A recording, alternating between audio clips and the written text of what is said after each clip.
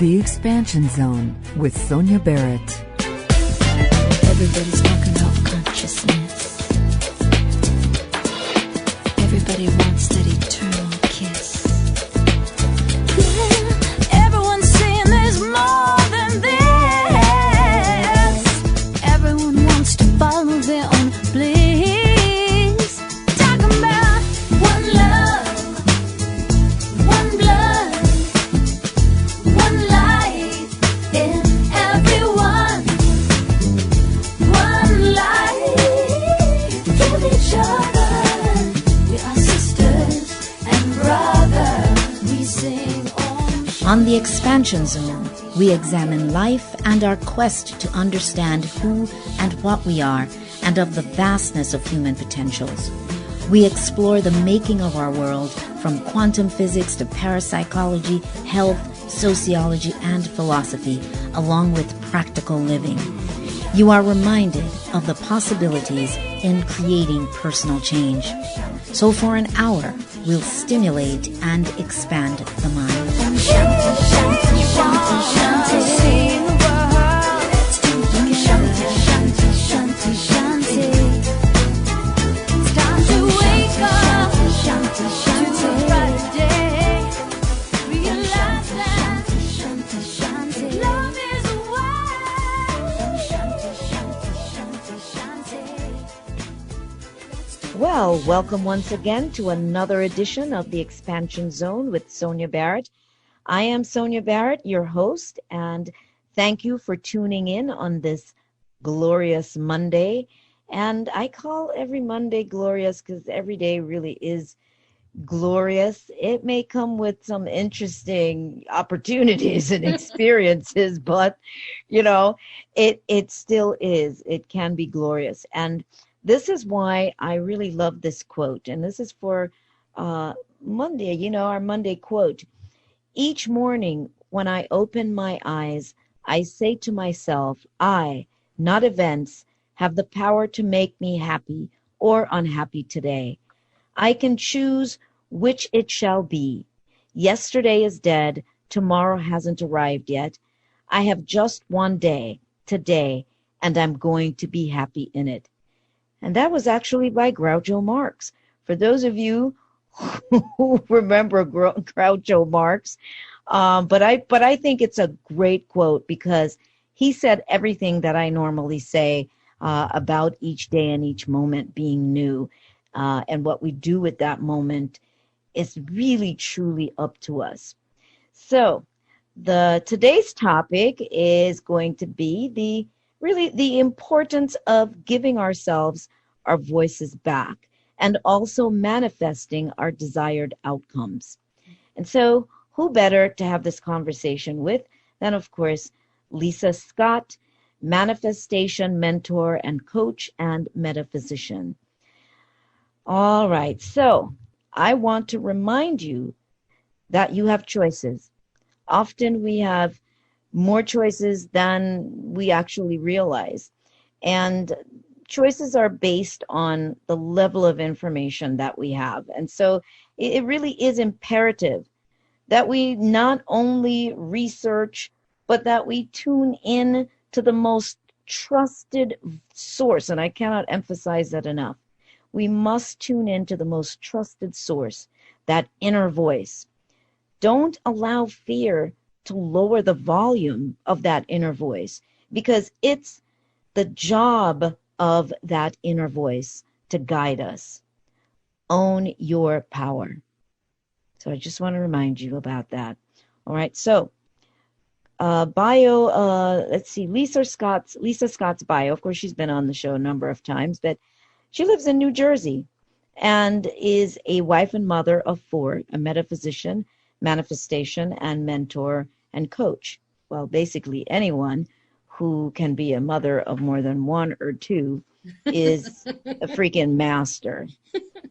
At 12 years old, Lisa stepped into the state of being as a teacher in order to assist herself from having a hard time to getting a B in the class through the use of imagination. Lisa manifested working as an educator for one of her area's largest healthcare organizations without the normally required bachelor's degree, working a part-time job, making full-time money, and taking herself back, visiting her young self, giving voice to her younger self, and healing an entire timeline of blocked energies and unconscious limiting thoughts. Lisa currently hosts the Feel It Real Mastermind, which is a monthly membership where she helps you to reconnect to your power and to consciously increase your inherent manifesting abilities. And she also has a new e-guide, Go Back and Heal Little You, a guide to giving yourself your voice back, which can be found on her website at lisascott.org. She also has a free ebook titled When You've Tried Everything Else, Accept Yourself, 6 Steps to Moving Beyond Your Past Experiences and Programs. Step into Your Own, which can also be found on lisascott.org. All right, so I'm ready to dive in with Lisa Scott. Lisa, welcome back to the Expansion Zone. It's always a pleasure to have you here. Yes, thank you, thank you, thank you. And as I was listening to you in the beginning, when you were talking about it's about choices and, us, knowing what we know at the time and, giving ourselves a chance to investigate and find out what's going on. I was thinking about a quote that I created myself as I, continue to be on this journey of wonder. And that is, you only know what you know until you know something else. Absolutely. And that's why, in a way, yes, I always say everything is true. Everything people believe is their truth until they expand on it. And the only way to do that is just what you said. It's through knowledge. It's the only way you start knowing something else and listening to that inner voice. Mm-hmm. So that's really important. And Lisa, we're going to talk about the importance of taking back our voices. But also, I think people must truly examine why we get so upset about something that we don't believe in. And it's like, if you don't, then it's okay. So then, you know what I'm saying? Your truth then is your truth. Be okay with that.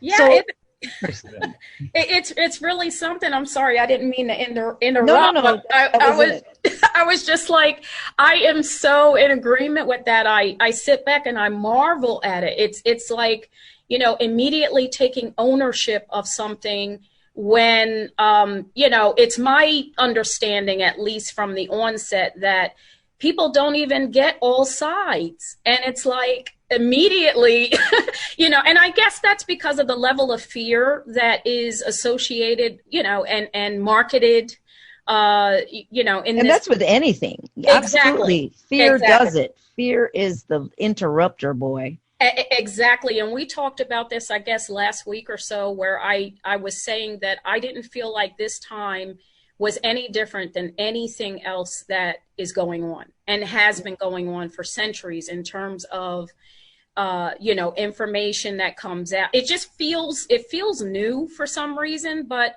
when you really sit back and think about it, everything that's going on right now, it's such a pattern of what has nothing been new under the sun. Exactly. It's really is such a pattern. And perhaps I'm seeing it that way because I'm a pattern person. Like, I look for patterns. I look for, okay, where have I seen or heard or felt this way before, Yeah. And then I, sit back and look at it and say, oh, wow, this is something we always do. This is the cycle that we tend to go through. History shows us that, but it is life, and it is experiencing, and it's all of these things, and it's the ebb and the flow. But I think what makes it probably seem to be so different for people is technology. Mm-hmm. When things were happening, you weren't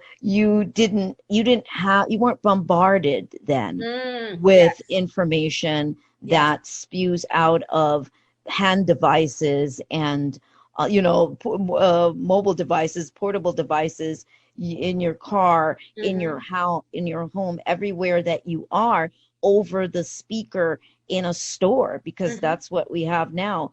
It's everywhere. So this is what is so different, I think, for people. It's coming at them from everywhere. And you're absolutely right, because I think I said this to you also a couple of weeks ago, that, you know, being online, you know, daily, it appeared to me, or at least I had a expectation that when I was going to go out into stores and stuff like that, that there was going to be a lot of, you know, anger, aggression, you know, things like that, because it's what I feel online, because there's so much argument going back and forth. And when I would go into the stores, you know, go out and go into the stores, I was not feeling any of what I was feeling online. And it shocked me, because I was like, okay, wait a minute.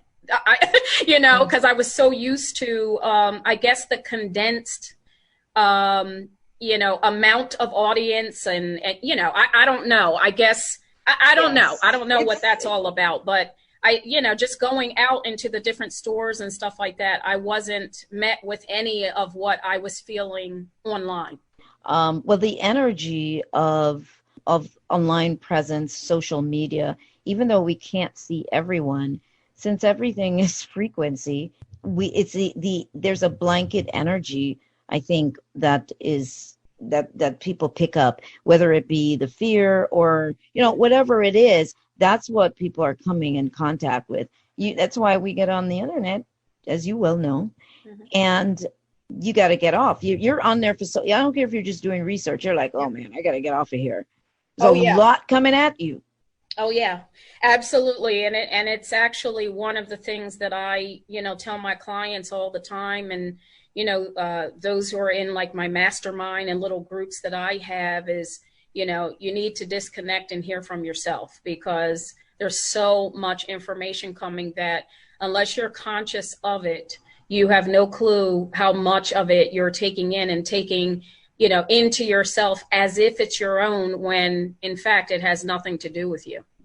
Right. And this is where what you're speaking about with the importance of your own voice, Yes. getting your voice back. Well, in order to get your voice back, what does that require? Authenticity. That means you know what I mean? It has to be you, coming from you, and not just a reflection of all of the fear, but where is your authentic voice? And I think that's what you're saying, you know, getting to that place where it's your true own authentic voice. Absolutely. And it's really something, because, you know, when I was in the process of writing the e-guide, Go Back and Heal Little You, it is amazing to me that, first of all, the fact that we can go back inside of our own minds and have a conversation with a younger aspect of ourselves, you know, energetically, is amazing. And some people might be like, what is she talking about? But it was just a organic process for me. And I just found that once I was able to do it once, I said, oh, this is a wonderful tool. This is really something to help me gain perspective and access to, you know, certain aspects of myself that I wasn't paying any attention to.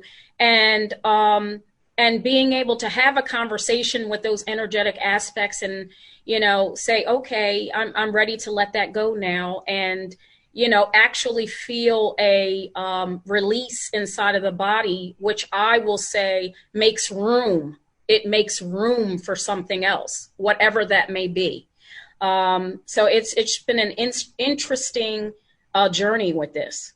Oh, absolutely. And this is something that we've been doing for a long time in, you know, over the years in the workshops that I've done. And so, which is why I have a picture. I've always had a picture on my desk, you know, my 4.5-year-old self. And so I always have conversations with her. And, you know, we've all kind of done this. Well, the people that understand this, what you're saying, it is so incredible, because the life that you live, I'm always telling people, the life that we live is the life of the child. Yeah. And so, yeah, the child is running the show from whatever those beliefs were. This is why what you're doing, what you're providing for folks is so very important, because it brings them into that realization. Well, what is the story that the child believed? And I think Yeah. that's what you're saying. What is the story? What are the stories that the child believed? Yeah, because when I had a conversation with this particular aspect of my younger self, and well, not a literal conversation, it was, more of an energetic, exchange. And we were having that, while hugging actually. And when everything was all said and done, just to kind of wrap it up into like a little bow, when everything was done, I could see what I was once seeing as imagery, in my mind's eye, started to break up like a computer glitch, and kind of it just dissipated and then reintegrated back into my body. And I was talking to a doctor about this. I had an interview with a doctor, and on Facebook Live, and he was talking about how that energetic, the dissipation of the energy and the reintegration back into the body was actually taking an event or a condensed, concentrated energy that the body, was having a difficult time handling, and made it easier by, causing that energy to dissipate in the body. And it's really what I marvel at, Sonia, is the fact that I had this experience prior to knowing anything about any scientific terms or anything that the doctor was talking about. So that when he said that, I love how we have these experiences and then Absolutely. find out, oh, wow, there's a scientific term associated with that. And I didn't know either. I mean, so yes, absolutely. Yeah, we just do things. I mean, and this is the emphasis that you make. This is the emphasis that I'm making. The necessity of getting to know yourself, of tuning in, of tapping in, of realizing that you have all the tools. You are equipped for this journey. So a lot of what you'll do or I will do or come up with, we didn't hear it anywhere. It just organically emerges. It's self-contained. Yes, it's absolutely remarkable, because the other aspect of this that, of course, I couldn't have possibly known, because this all happened or began to happen while I was sleeping. So I was minding my business before all of this happened. But when that energy broke up and dissipated and reintegrated, I felt such a weight just lift off of my shoulders that I had no clue was there. So we're walking around with all of this, familiar, whether they're physical ailments or emotional pain or whatever, it's become so familiar in the body that you barely register that it exists.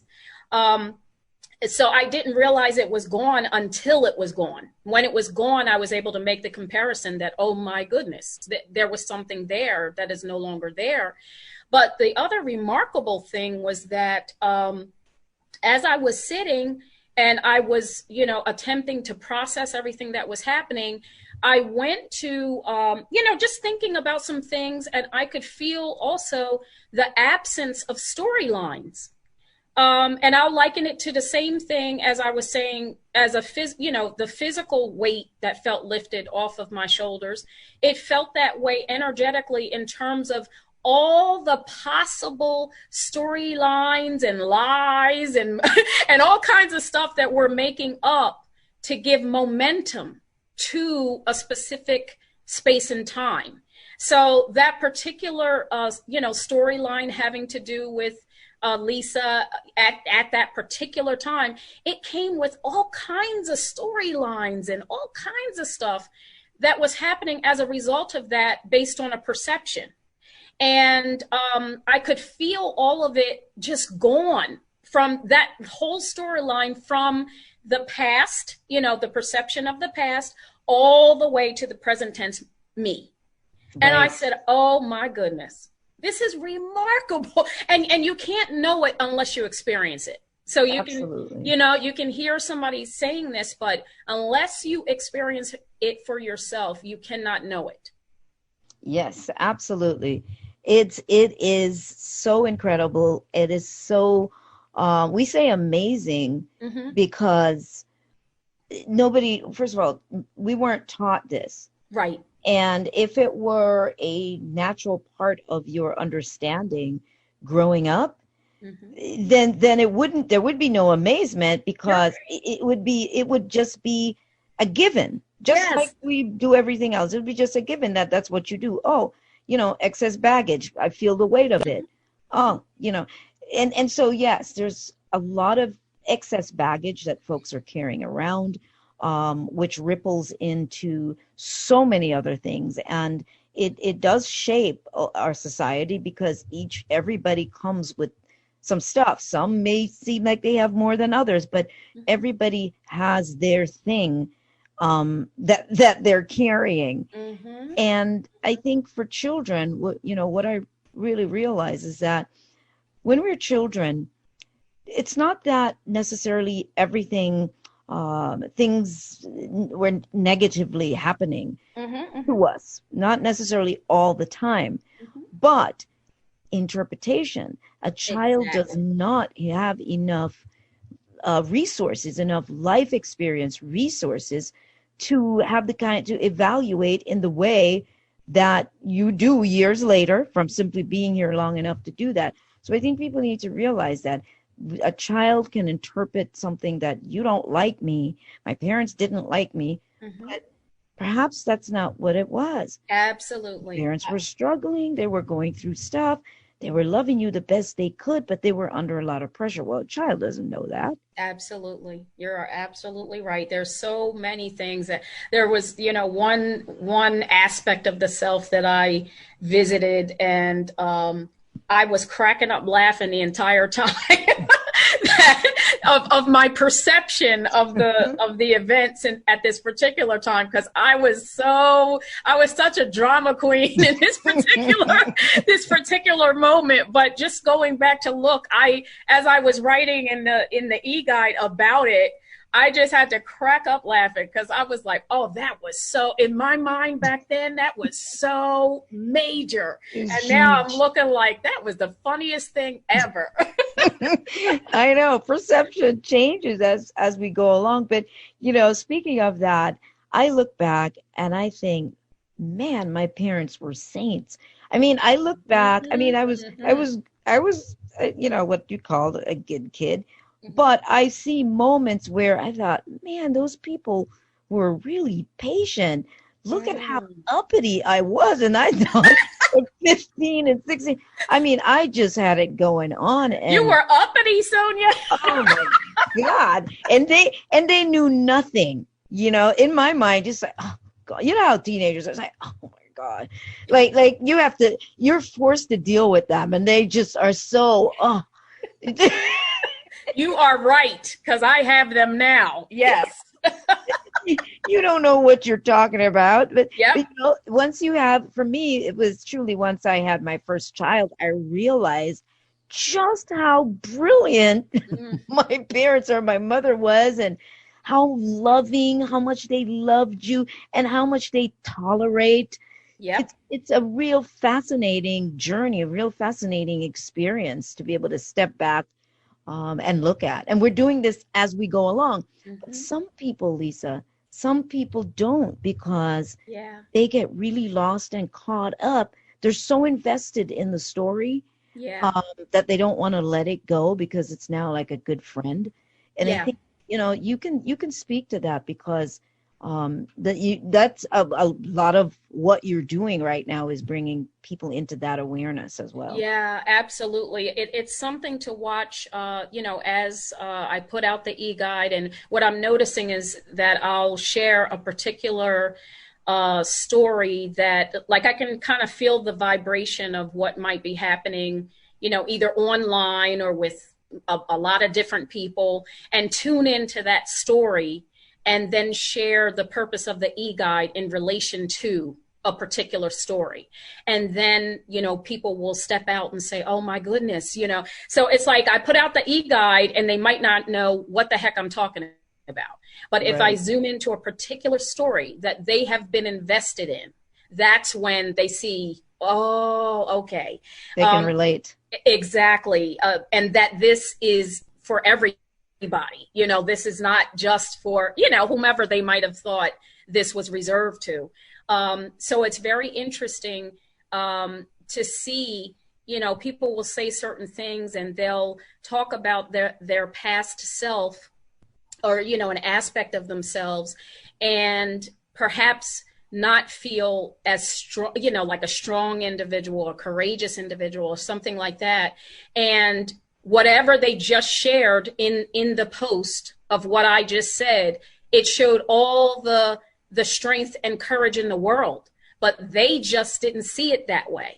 And it's like, wow, you sharing what you just shared was one of the most courageous things I've ever seen. But they don't necessarily get that because they're so vested in however they were feeling that they weren't feeling so strong, or, whatever the story was that began there, as you were saying, you're invested in it, and it's filling every bit of your cells with that communication, and it's so familiar. So it's like, even though you're doing something outside of that, your body is not registering that because of what I'll call, the assumptions you're making about yourself, the inner conversations you're having on a regular basis that are telling you something other than, than what's going on right now. And it's what keeps people, so trapped in certain patterns and cycles and all of that. Right. It's their normal. Yeah. And that's what it is. We all have our personal normal. Oh, yeah. Our personal blueprint that we operate by. And I think what you were saying about the ebook and the stories, and then people being able to relate, they need an example. And that's what you're doing. When you give the people an example, it's going to resemble something, a story. So it's not like you can avoid it, but it's going to resemble, and you're going to have to see that, this is what's there. It's like, wow. It's like, oh, those moments, Lisa, that you've had in your life where you see yourself, how you behaved or whatever. And you step back and you're like, you're hanging your head to yourself like, wow, you did that? You behaved that way? So it's kind of that sort of thing. And I think people do kind of we don't want to see what we define as the worst parts of ourselves, but I don't see it as the worst or the better part of ourselves. I just see it as that's what we were when we were that. Okay, absolutely. And it's really something, because I feel like, some of what has assisted me to feel more, free, and I'll say free from storylines and things like that, has to do with just what you said, in not defining as much as I can things to be something called good or bad or dark or light, that type of thing, because as we're, creating that construct of what those things mean, we're boxing ourselves in to those constructs as well. And it's causing a, an extreme, one way or the other that does not feel balanced at all. And the body is constantly telling us, that does not feel good. Like, how does that feel inside of you, thinking that everything that isn't what you call good is bad? Or, how does that feel inside of the body? And for me, frankly, it doesn't feel good. It feels better to accept it all and know that all of this exists, and that at some point I'm going to be something or the other or all of it. It just feels more balanced in the body to understand that. Right. It's being able to come center that balance. But yes, this is a reality that's based on polarization. So people are used to swinging to the extreme, either way out there or, in one direction or the other direction. We're not taught center. We're just not taught that central place. which is, why we live in the past or we live in the future, because we can't just be right here, right now. Right. So it's, we are simple and complex as human beings. So I find it just absolutely fascinating that we are this, and doing our best at the same time to regulate our lives, to get through our lives. And that's why the idea, once again, as you said, of giving our voices back to ourselves becomes so important. What are you hearing? What is echoing in that voice that, that's going to be coming back? We want to lead into a bit more as to how that connects with manifestation and of desired outcomes. Do you want to tap into that a little bit? Oh, I'm sorry. I thought that's okay. No. You sounded like you were getting ready to go to commercial or something. Well, we are going to go to break in just a moment. We're going to go to break in just a moment. I just want you to get started on just giving them some idea, and then we're going to take a break. Yes. Oh, my goodness. What I am finding is that there's a underlying vibration of a couple of different things. One pronounced vibration feels like, people really have some huge, their perception of it anyway, perception of huge dreams and things that they really, let's just say things that they actually want to do versus things that they've been compromising. And I can just feel the vibration of the unworthiness that people feel surrounding that, because of how society is, dictating and marketing what success should mean to an individual. So the person really ends up not having their own voice in terms of even defining what feels like success on the inside. I had a young lady say to me something about, wealth, and, what was my, or a definition of wealth. And I said, wow, well, wealth for me would be completely different than wealth for you. And part of what feels like wealth to me is when I help someone to clarify the difference between what they actually want versus what they've been compromising. That to me feels like wealth. Whereas someone else might say, it's just money. So where people, don't have a voice of their own, because they've, been giving that over for so long, they're not identifying the difference between what they actually want versus what they've been compromising. So if they even dare begin to try to, want what they want, they start to give up very easily. They don't even dare go in that direction because they're feeling some level of unworthiness to begin with. And also, I'm noticing that there's a huge lack of clarity about things because people don't really know what they actually love. It's like a numbness going on inside of the body to what they love because they've been doing what they don't love for so long that how dare I approach loving something enough to think that I could have this, have this be a part of my life because it's not been something that's been a part of my life. So they're tuned into the familiarity of, the programs that have been playing for so long, and their authentic voice is not being heard or felt within themselves. So we'll just start, there. Oh, yes. We want to get into how folks can really tap in and make those changes. So what we're going to do is we're going to take a quick station break. And when we return, we will pick up on this conversation of helping with your evolution. Mm-hmm. Stay tuned, and we'll be right back after this message. And we are back. Well, you're tuned in to KPFK 90.7 FM in Los Angeles, and you are listening to The Expansion Zone with Sonia Barrett. And of course, that's me, your host, Sonia Barrett, and I'm speaking with my guest, Lisa Scott, and we are really having a great conversation about taking your voice back and manifesting desired outcomes and so much more. Lisa Scott, of course, is a manifestation mentor and coach and a metaphysician. And she comes with a wealth of knowledge from her own experiments with herself, as I do, as that's the best way to go, right, Lisa, is Oh, to yeah. experiment with yourself, so it's not just theory. Exactly. We're scientists of ourselves. That's right, absolutely. So now, especially in this particular time where folks are dealing with the fear of what's coming next, living so out there, it's like, what, how is this going to turn out? What's going to happen? Would you then say, yes, this is a time to really start looking at all the things we've talked about, but what is it that you want?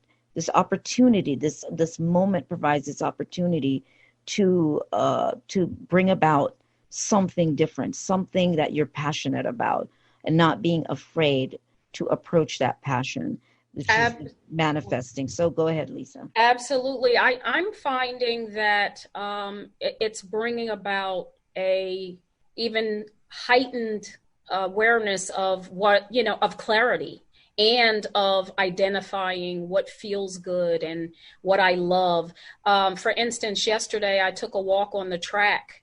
Our local high school track is near my home, and I decided to go out and take a walk, and I'm just walking around, and the clarity of the sky and the birds and it was just such a heightened look at the beauty that is around us in the midst of what's going on, and and really being aware that, wow, I chose to see this. I could have gotten up, I could have gotten online, I could have started a lot of investigation and all kinds of stuff. And this isn't to say that you're in denial about what is happening. Because I think that a lot of people perceive, things that way. If you're not up in arms, or if you're not upset or frustrated or whatever, that the perception could be that you don't care, or you're in denial, or you're not paying attention. And it's quite the opposite. It's an understanding of just what I said, that all of this exists at the same time. And we all have a right to choose what we are going to focus our attention on, in order to be the best for ourselves, so that we can, continue to thrive and be here and be healthy beings and all of that. That requires you to pay attention and choose. So if there are certain things that you need to do in society, the stores are mandating you do this, that, and the other, and you could decide to not go into a store or order online or whatever you're going to do. But regardless of that, you don't have to be married to, as in every day, all day, married to that particular topic or event. You can do what you need to do, get in and get out, make your decisions and move forward. So it's not something that you have to, constantly, because, we know that when your body is in a constant state of fight, in a constant state of fighting on the inside, neurologically, that is not healthy for the body. So you can make that decision to do that, but, you also have to pay attention to, how does that feel to you? And are you going to do something different? We have choices. And it's a matter of, as you said, it's a matter of recognizing what choices we have and what we can do in that moment. And even the idea of the store is a very simple example, because we do have the choice as to whether we decide that we're going to go in the store, or we're going to stand in that line, or we're going to be in the store to, wear a mask. You don't want to wear a mask. You have options. There's curbside pickup. There's just all kinds of other ways around it. Regardless, it could be very inconvenient, but the fact is, it's the choices. It's looking at the choices. And I've said the same thing about work, about the job that you're part of. And that was one of the most freeing moments for me, Lisa, as I've discussed, is the realization that nobody is making me be at this job. And often people feel, they don't feel that. They feel like the job is making them, be there. They don't have a choice. They have to be there. But I think to myself, nobody's making me be here. I can get up and leave at any moment. Now, the consequences, I might not want to deal with that afterwards, like how am I going to pay my rent?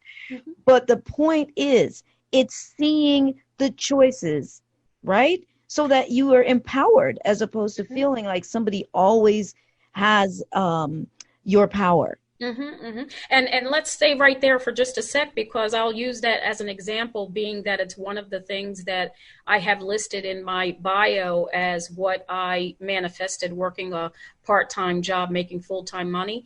And I'll talk about just briefly when I was in a role that I started to not feel very good about, and was going through all of that, processing, first the hatred for being there and feeling like I was being made to stay and all of this. And, and I'm going these through stories. All of these stories until I, just like you said, I started to realize that that wasn't true, that I was not being made to stay where I was at.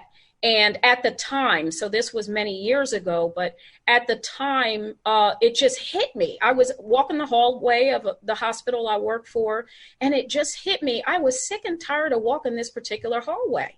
I was sick and tired of this whole process. And, the question just rose inside of me, what do you really want? Which is why I zoom in so much on that with people and clients and paying attention to that, because we get caught up in what we're compromising on a daily basis because we're feeling like it's something we have to do, and all the stories. And that day I went home, as I was going home, I decided I was going to carve out a space and time and really sit with myself and feel the difference between what I actually wanted versus what I had been doing for years. And it's really something, again, how brilliant the body is, because that signaling of opening that door to, the part where I'm saying what I really wanted, it was very interesting what the process was, because as I'm sitting and I'm waiting and I'm sitting in the silence, in the quiet, and ideas started to rise up inside of me to answer this question of what I really wanted. The very first couple of responses, and I don't remember what they were in particular, but the very first couple of responses I started to get as ideas of what I might really want, they felt very familiar in my body. And my body was telling me, if it's familiar, that's not it. Because you said what you really want versus what you've been compromising. And it's something how brilliant the body is, because my body was telling me, if it's familiar, that's not it. Because you've been functioning in this familiarity for so long that something could rise inside of you telling you that this is it. But the momentum of that familiarity has been happening for so long that that's not it. It's not the actuality. And so as I'm processing this, and I'm like, wow, all of this is happening in a matter of minutes. I'll say that the whole process took less than a half hour. So all of this is happening, and I didn't know the depth of what I'm able to speak to people about with this then, but I know it now. But when these familiar responses would come up and I felt the familiarity, I'd say, nope, that's not it. Nope, that's not it. Nope, that's not it. And then here came this, you want to work part-time, making full-time money. It just, oh my God, the alarms that's the truth off in my body from the top of my head to the bottom of my feet with something I'd never heard before, never even thought before, never even contemplated before. When that came up, it was like, ding, ding, ding, ding, ding, ding, ding. That's it. based on, what was happening back then, because now I want something completely different. But when that happened, it was amazing. It was amazing. But the first thing that I had to do was to allow myself and give myself permission to allow that door to open.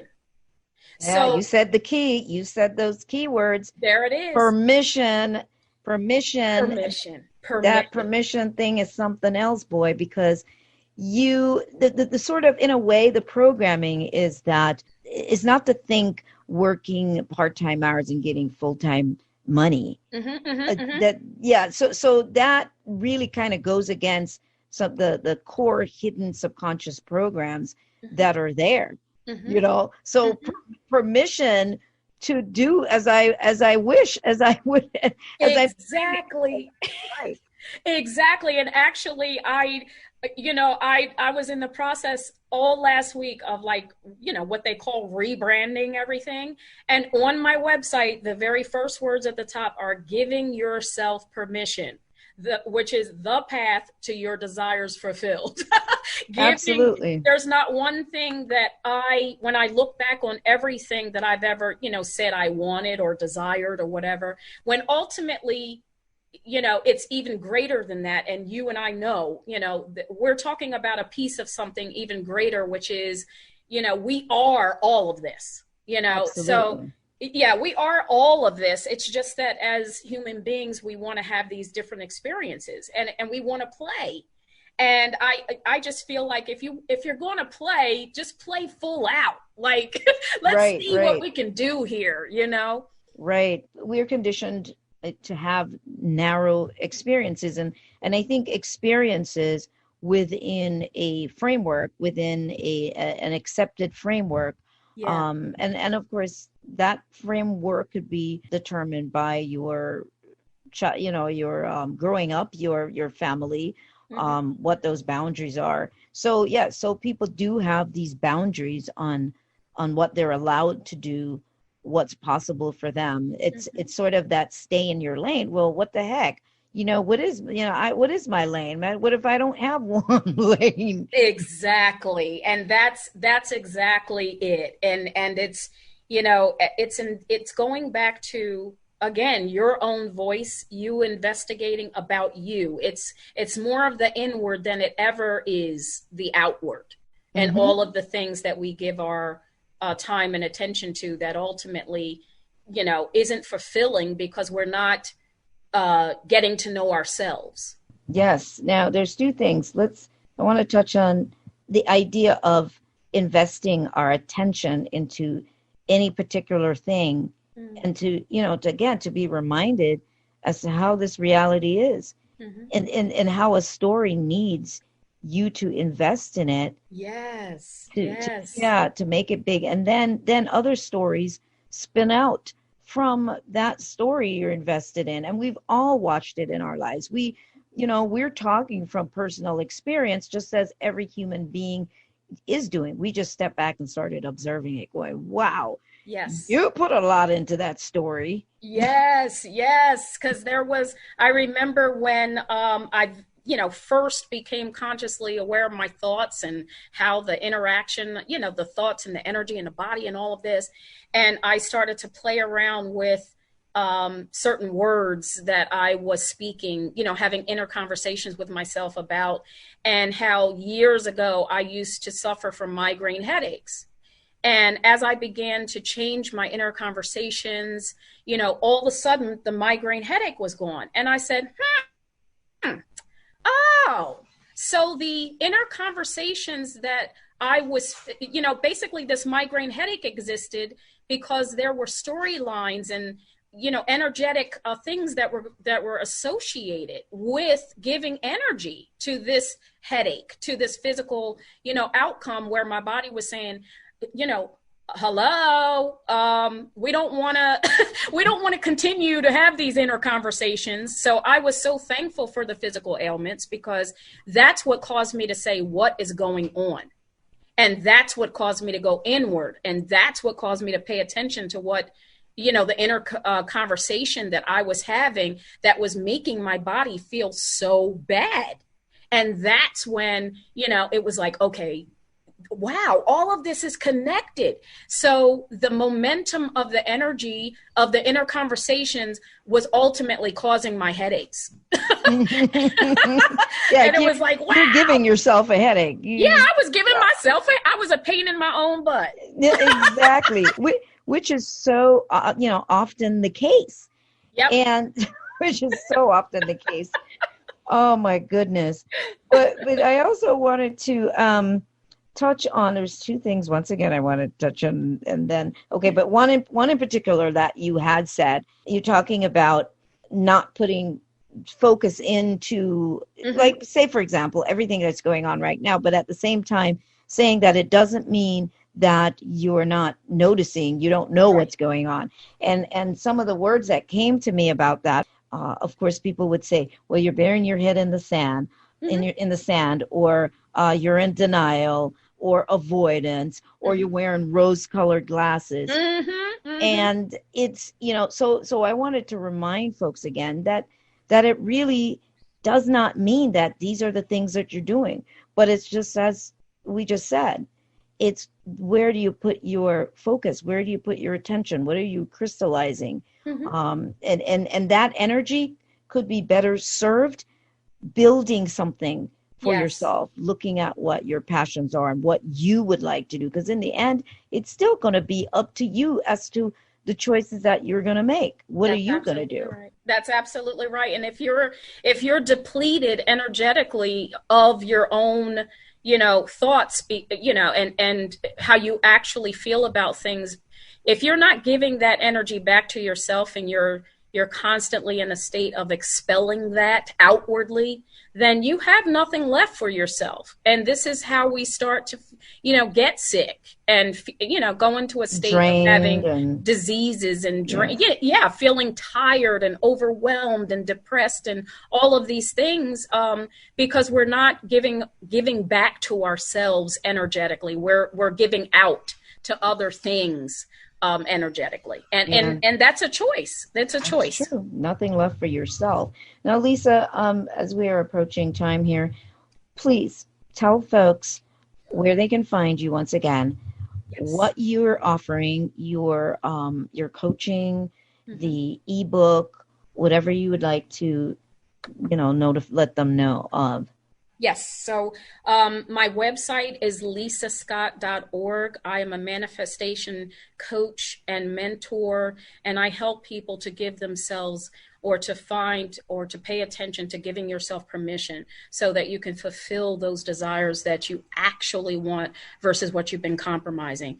And also on the website, you're going to find the e-guide, Go Back and Heal Little You, giving yourself your voice back. That is it's an e-guide, and that is for purchase for $9.99 actually.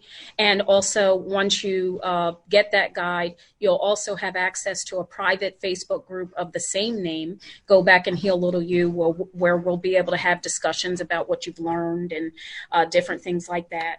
And also, I am on Instagram at Lisa_manifest.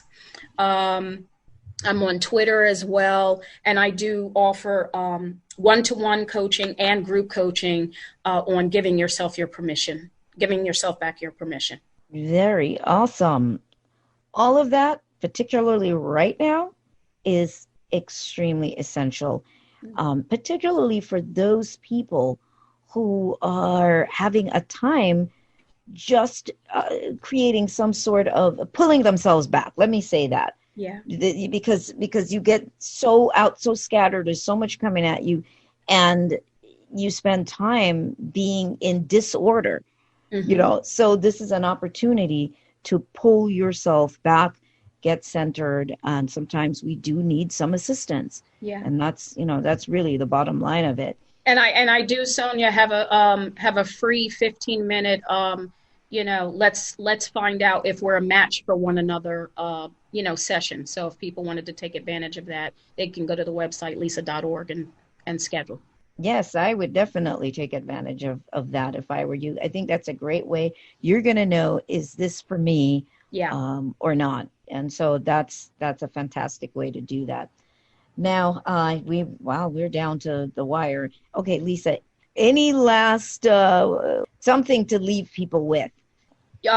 Just giving yourself permission is the path to you realizing your desires and the difference between what you actually want versus what you've been compromising all this time. Pay attention to how your body feels, just how you're feeling overall.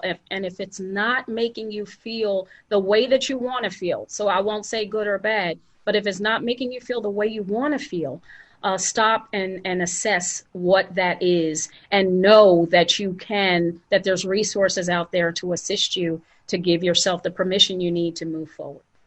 Right. If it's weighing you down, and we all know what that feels like when you got a weight on your chest or on your back or in your head, whatever.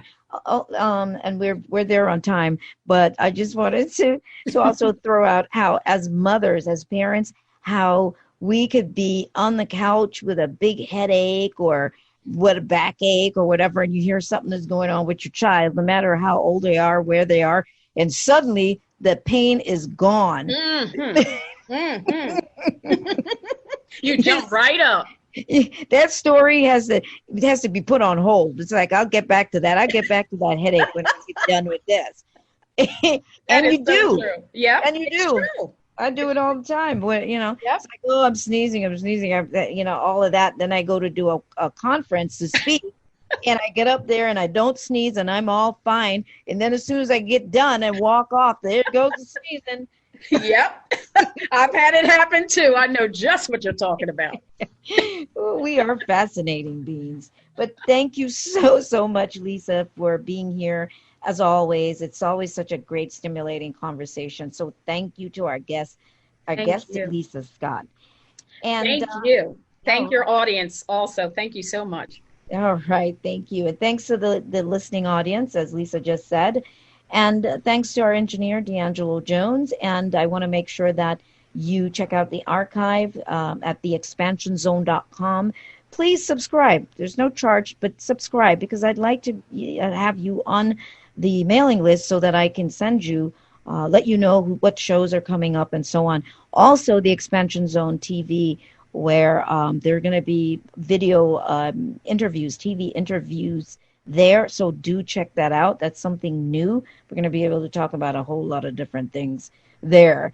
My website, of course, is therealsoniabarrett.com. That's my personal website if you want to know more about me. And of course, the radio website, radio TV site is theexpansionzone.com.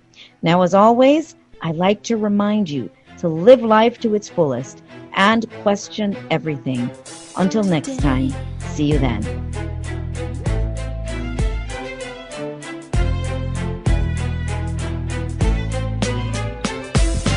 Everybody's talking